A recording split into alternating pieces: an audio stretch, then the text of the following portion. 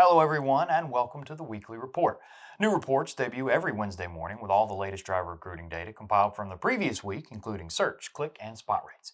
If you're new to the report, please like, share, and subscribe so you never miss out on any of our new driver recruiting content. Now, let's get to this week's report. This week in job board searches and clicks.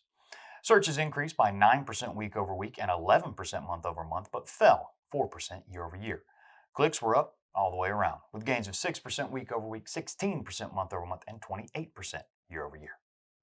This week in freight.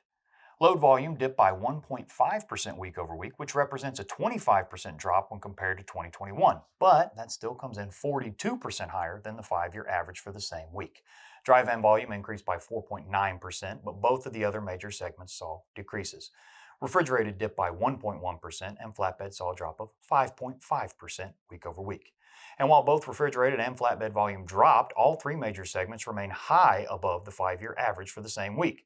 Dry van was 36% higher, refrigerated 53% higher, and flatbed volume ended up being 40% higher than the 5-year average for the same week. The decreases in load availability were mainly concentrated in the Southeast and Midwest.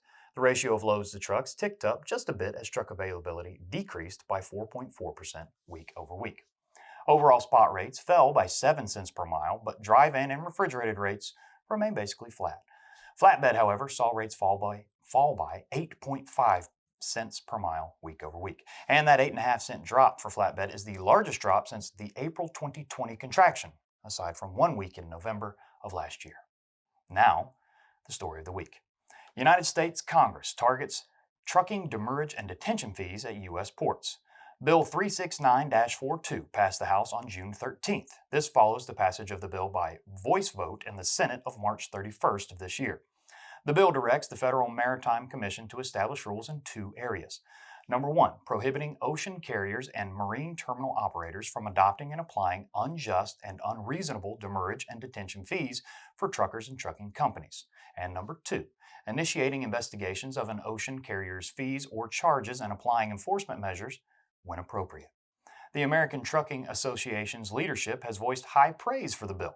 ATA President and CEO Chris Spears says the bill provides important tools to address unjustified legal fees collected from American truckers. He goes on to say, those fees hurt American motor carriers and consumers, helping to drive record inflation. And ATA's Intermodal Motor Carrier Conference Director, Jonathan Eisen, says that the bill is the first significant change to ocean shipping regulations in more than 2 decades.